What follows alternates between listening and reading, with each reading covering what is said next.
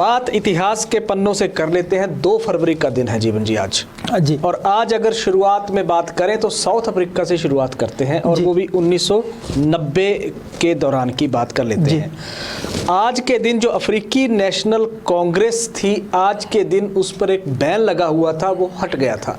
Ban ये था कि माहौल बिगाड़ने का, अफ्रीका का माहौल बिगाड़ने का आरोप था और इस जो ये राजनीतिक जो दल था इसको एक तरह से, या कांग्रेस थी, इसको उन्होंने बैन कर दिया था पूरे अफ्रीका में कि ये नहीं चलेगा।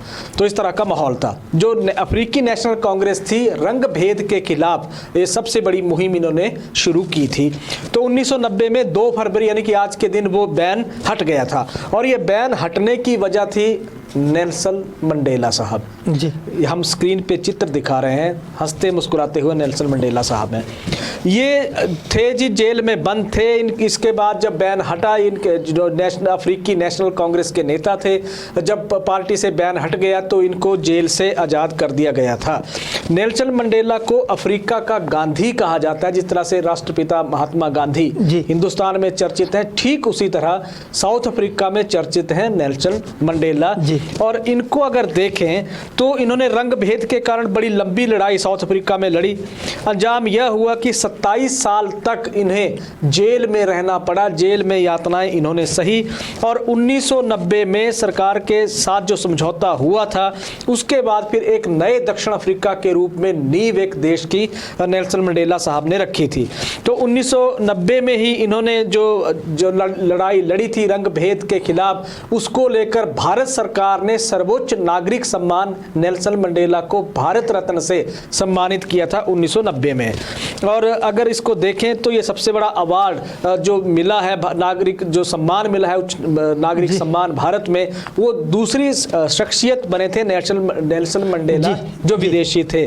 1994 में चुनाव हुए साउथ अफ्रीका में और जो अफ्रीकी नेशनल जो कांग्रेस थी उसकी सुनामी आई साउथ अफ्रीका में। 62% वोट ये पार्टी ले गई और फिर नेल्सन मंडेला जो है वो यहाँ पे बहुमत इनकी पार्टी को मिली और ये जो वहाँ देश के पहले अश्वेत राष्ट्रपति चुने गए थे।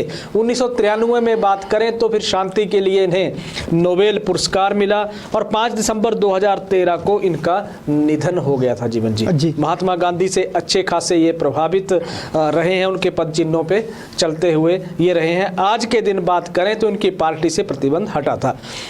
दुनिया भर को हंसाने वाला एक ऐसा चेहरा जी जो हम स्क्रीन पे दिखाएंगे, अभी दिखा रहे हैं, एक ऐसा चेहरा सभी जानते हैं, चार्ली चैपलिन।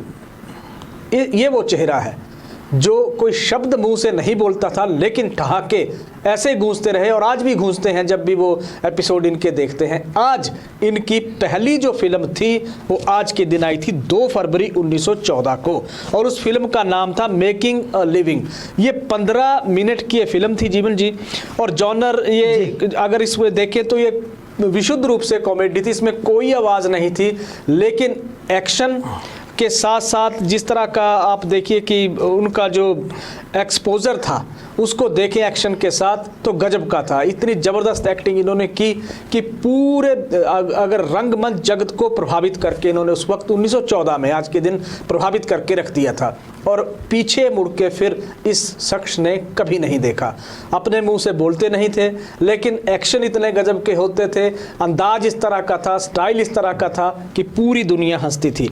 लेकिन पूरी दुनिया जिस शख्स के एक एक आप देखिए उस पे एक्शन पे हंसती थी, उसका जीवन अगर हम देखें तो बेहद गरीबी में बीता और ऐसा बीता कि 9 साल की उम्र से ही जब उनके माता पिता का डाइवोर्स हो गया था, माँ मानसिक बीमारी का शिकार हो गई थी, घर चलाने के लिए पैसे थे नहीं, 9 साल की उम्र में ही इन्हें काम करना पड़ा था, लेकिन अपने दर्द को छुपाकर पूरी दुनिया को हंसाने वाला ये शख्स आज भी लोगों के दिलों में जिंदा है जीवन जी। चार्ली चैपलिन नाम है। आज के दिन मेकिंग अ लिविंग पहली इनकी 15 मिनट की फिल्म आई थी जिसने गहरी छाप छोड़ी थी देश और दुनिया में। आज तक उसकी छाप बरकरार है जीवन जी।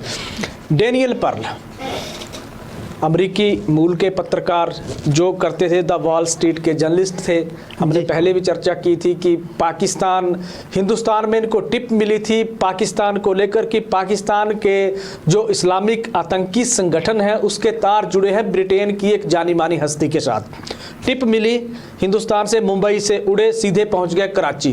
कराची में एक रेस्टोरेंट के बाहर बैठे थे तो वहां से इस्लामिक आतंकियों ने किडनैप कर लिया जीवन जी। और जो किडनैपिंग थी वो हुई थी 23 जनवरी को। 23 जनवरी को इनको अगवा कर लिया गया। 1 फरवरी को इनकी लाश मिली थी, खून से लथपथ लती हुई लाश थी इनकी। और उस लाश के मिलने के बाद जिस तरह से विश्व बिरादरी में पाकिस्तान की नाक कटी, और पाकिस्तान क्योंकि उससे पहले हरकत में नहीं आ रहा था, 23 जनवरी से लगातार ये आप देखिए कि गायब चल रहे थे। आज के दिन फिर पाकिस्तान की पुलिस ने एक्शन लिया था और 2-3 लोगों को गिरफ्तार किया था आज के दिन डेनियल पर्ल के किडनैपिंग और हत्याकांड के मामले को लेकर, वो भी तब जब पूरी विश्व बिरादरी में पाकिस्तान की किरकिरी हुई थी तब।